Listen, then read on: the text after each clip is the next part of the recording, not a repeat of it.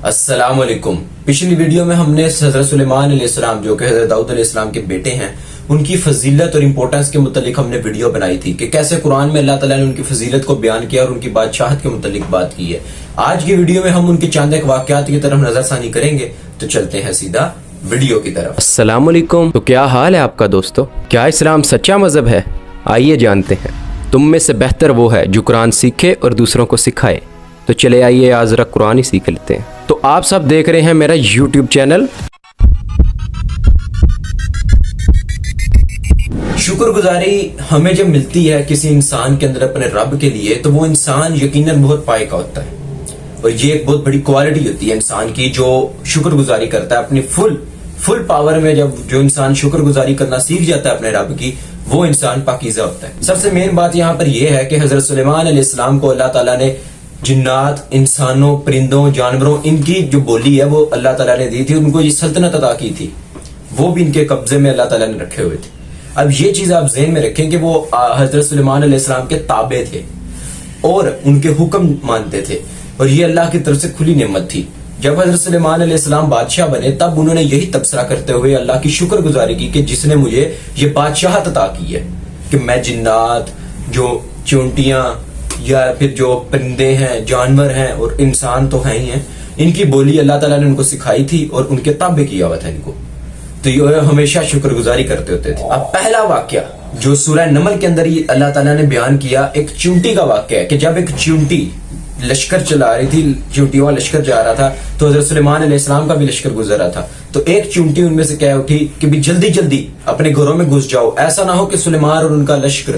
بے خبری میں تم لوگوں کو رونتا ہوا یہاں سے چلا جائے، اس لیے بس یہاں سے جلدی جلدی نکلو۔ جب یہ سنا حضرت سلیمان علیہ السلام نے تو وہ ہنس پڑے، کیونکہ اللہ تعالیٰ نے تو ان کو یہ خبر دی ہوئی تھی نا، اللہ کی طرف سے یہ چیز عطا کرتا تھی ان کو یہ نعمت دی ہوئی تھی اللہ نے۔ جب انہوں نے سنا تو انہوں نے پھر اپنی نعمت کا یاد کیا، اسی نعمت کو کہ یا اللہ تو نے مجھے یہ بات سنوائی ہے، بے شک تو بہت فضل والا ہے، تو نے میرے باپ پر بھی اور میرے ماں باپ جتنے ہیں اور میرے جو پچھلے پیغمبر ہیں ان پر بھی تو نے نعمتیں تمام کی، اور مجھ پر بھی، بے شک یہ تیرا احسان ہے۔ اور اپنے اللہ کی شکر گزاری کی اور اللہ تعالیٰ کو کہا میں آپ کے تابع ہوں اور مجھے اپنے نیک جو لوگ ہیں ان میں شامل کر، بے شک یہ اللہ تعالیٰ کا فضل ہے جو ان کو یہ بادشاہت ملی تھی، ان کو بولی سکھائی گئی تھی، اور ان پر اور ان کے باپ پر یعنی حضرت داؤد علیہ السلام اور پچھلے جتنے پیغمبر تھے ان سب پر نعمتیں تمام کی گئی، اور پھر انہوں نے کہا یا اللہ مجھے نیک اپنے لوگوں میں شامل کر۔ دیکھیں یہ پیغمبر کی دعا اور ان کی شکر گزاری کی یہ چیزیں ہیں جو ہم امتیوں کے لیے مثالیں ہیں کہ بھی جب انسان فل پیک پہ ہوتا ہے نا، وہ اپنے رب کو بھول جاتا ہے، وہ شکر ادا نہیں کرتا۔ وہ انسان جس کو سب کچھ عطا کر دیا جائے اور سارا اس کو نعمتیں بھی دی جاتی ہیں، تو اس کو چاہیے کہ اس وقت اپنے اللہ کا شکر ادا کرے۔ مصیبت جب آتی ہے تب تو انسان مانگتا ہی ہے، لیکن جو شکر گزاری کرنا سیکھ جاتا ہے وہ کامل مومن ہوتا ہے۔ اب ایک دوسرا واقعہ جو سورہ نمل میں ہی اللہ تعالیٰ نے اس کی وضاحت کی ہے، یہ دوسرا واقعہ تو بہت زیادہ مشہور بھی ہے اور اس کی بہت زیادہ چرچا ہے۔ ایک دفعہ حضرت سلیمان علیہ السلام جب اپنے تخت پر تھے، اپنے دربار میں تھے، تو انہوں نے جائزہ لیا سب کا، تو انہوں نے کہا میں جائزہ لیا ہے اور ہدہد مجھے دکھ نہیں رہا، وہ کہاں گیا ہے؟ اور پھر حضرت سلیمان نے کہا اگر وہ نہ آیا تو میں یا تو اس کو ذبح کر دوں گا، یا پھر آخر مجھے کوئی دلیل دے، مجھے بتائے، وجہ بتائے، کوئی ٹھوس وجہ بتائے کہ وہ کیوں نہیں آیا ابھی تک۔ اور جب یہ بات ہوئی کچھ ہی دیر گزری تھی کہ ہدہد آ گیا۔ ہدہد نے آتے ساری ایک خبر بتائی، اس نے کہا کہ حضرت سلیمان علیہ السلام سے مخاطب ہو کر کہا کہ میں جو ہے نا ملک سبا اس کی خبر لائی ہوں جس سے آپ بھی واقف نہیں ہیں۔ اس کا مطلب علم غیب نکل گیا، وہ علم جو اللہ نے ان کو عطا کیا تھا وحی کے ذریعے اور جو چیزیں ان کو عطا کی تھی، اتنا علم غیب تھا ان کو، وہ ہم کہتے ہیں۔ لیکن اب وہ اس نے آتے ساری کیا کہا کہ میں قوم میں جو ملک ہے سبا ادھر سے وہ خبر لے کر آئی جس سے ابھی آپ واقف نہیں ہیں۔ اور انہوں نے کہا کہ اس ہدہد نے کہا کہ وہاں پر جو ایک عورت ہے اس کی حکومت ہے اور اس کا تخت بہت عظمت والا ہے،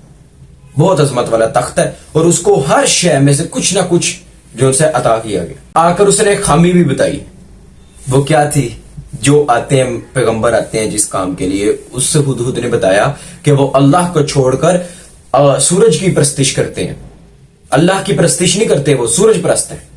یہ ان میں خامی بتا دیا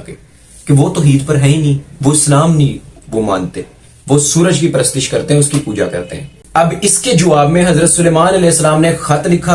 اور ایک قاصد کو کہا کہ بھی تم یہ لے کر جاؤ، اسی کو لے کر جاؤ اور دیکھو وہاں پر اس کے پاس رکھ دو، دیکھتے ہیں تم جھوٹ بول رہے ہو یا سچ بول رہے ہو، اور سنو کیا جواب دیتے ہیں وہ۔ جب یہ معاملہ ہوا تو وہ خط لے کر وہاں گیا، اور جب اس نے خط دیکھا، اس ملکہ نے،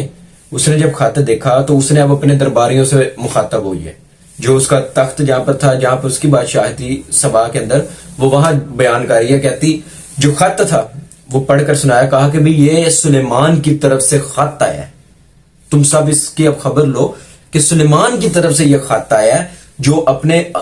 اللہ کے نام سے شروع کرتے ہیں، اللہ یعنی رب کے نام سے شروع کر رہے ہیں، اور کہہ رہے ہیں کہ اگر تم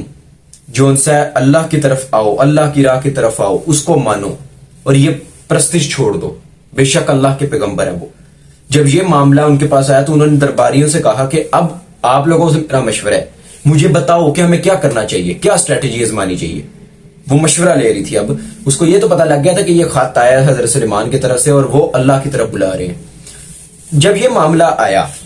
تو وہ جو ملکہ ہے اس نے مشورہ لے رہی تھی، ان درباریوں میں سے ایک نے کہا کہ دیکھیں ہم ہیں طاقت میں، آپ کہیں گی ہم جنگ کریں گے، ہم جنگ کرنے کے قابل ہیں، ہم طاقت رکھتے ہیں اتنی۔ اب انہوں نے پھر آگے اسی جو مشورہ دینے والے اس نے آگے یہ بات کہی کہ آپ بے شک جو کہیں گی ہم اس کو تسلیم کریں گے، میں نے آپ کو مشورہ دے دیا کہ ہم قوت رکھتے ہیں جنگ کرنے کی، اب آپ بتائیں، آپ عقل مند بھی ہیں، آپ ملکہ بھی ہیں، جو آپ کہیں گے وہ ہم مانیں گے۔ یعنی کہ میں اپنا مشورہ دے کے اس نے ملکہ کے ہاتھوں میں چھوڑ دیا، اب آپ بتائیں کیا آپ کرنا چاہتے ہیں۔ جس پر ملکہ نے کیا کہا، ملکہ نے کہا کہ یہ جو لوگ ہوتے ہیں جو جب جنگ کرنے کوئی بادشاہ آتا ہے جس جگہ پہ تو اجاڑ دیتا ہے چیزوں کو، ٹھیک ہے، اور وہاں پر ہر شے اجڑ جاتی ہے، اور جو باعزت لوگ بھی ہوتے ہیں ان کو بھی ذلیل کیا جاتا ہے، اور یہ بھی وہی کریں گے اگر ہم نے ان کی بات نہ مانی، مطلب جنگ ہوگی۔ جب وہ یہ بات آ گئی اس کو یہ پتہ لگ گیا تھا کہ اینڈ رزلٹ یہ نکلے گا کہ جنگ ہوگی۔ اب اس ملکہ نے یہ کہا کہ میں چیک کرنے کے لیے ایک ہدیہ یعنی ایز اے گفٹ جو ہے وہ حضرت سلیمان علیہ السلام کو جا کر یعنی ان کو بھیجو، ایک گفٹ دو ان کو، ایک ہدیہ دے دو۔ جب یہ بات آئی تو ان لوگوں میں سے ایک ہدیہ لے کے جب حضرت سلیمان علیہ السلام کے پاس پہنچا قاصد، تو حضرت سلیمان علیہ السلام نے وہ ہدیہ دیکھا اور کہا یہ معاملہ ہے تم لوگوں کا، تم لوگ اس کا لالچ مجھے دینا چاہ رہے ہو، حالانکہ میرے اللہ نے مجھے سب کچھ عطا کی ہے، مجھے اس کی کوئی ضرورت نہیں ہے۔ انہوں نے صاف صاف بتا دیا کہ مجھے اس کی کوئی ضرورت نہیں ہے، میں ہدیہ لینے کے لیے نہیں آیا، میں تم لوگوں کو پیغام پہنچانے کے لیے آیا جو میں پہنچا رہا ہوں، تو یہ جو ہدیہ اس کو لے کر یہاں سے چلا جا۔ اب ہم لوگ لشکر لے کے تم لوگوں پر آئیں گے اور تم لوگوں کو ذلیل کریں گے، اب جنگ ہوگی، مطلب تم لوگوں نے بات نہیں مانی، تم لوگوں کو میں نے دعوت دی ہے دین حق کی طرف، تمہیں بھی پتا ہے سورج کچھ نہیں کر سکتا۔ جب یہ معاملہ ہوا تو قاصد کو کہا کہ جاؤ یہاں سے، اب تم ہدیہ لو، تم بھی اس سے خوش ہوگے، میں خوش نہیں ہونے والا کیونکہ مجھے میرے اللہ نے سب کچھ عطا کیا، اس کو لے کر جاؤ۔ حضرت سلیمان علیہ السلام نے خواہش ظاہر کیا، انہوں نے کہا اپنے درباریوں میں سے کہ کوئی ہے جو اس خاتون کے یہاں آنے سے قبل جو اس کا تخت یہاں پر لے ہے، کوئی ہے تم لوگوں میں سے ایسا؟ جس پر ایک جن، قوی عقل جن، اس نے کیا کہا، اس نے کہا کہ میں آپ کے اس مجلس سے اٹھنے سے پہلے وہ تخت یہاں لے آؤں گا، آپ مجھے حکم دیں بس۔ ایک کتاب کا علم رکھنے والا، کون؟ اللہ عالم، انسان تھا، جن تھا، ہمیں اس کی خبر نہیں، مگر وہ ایک علم رکھنے والا شخص تھا، اب وہ جن تھا یا کیا تھا وہ اللہ کو پتا ہے۔ اس نے کیا کہا، اس نے کہا کہ آپ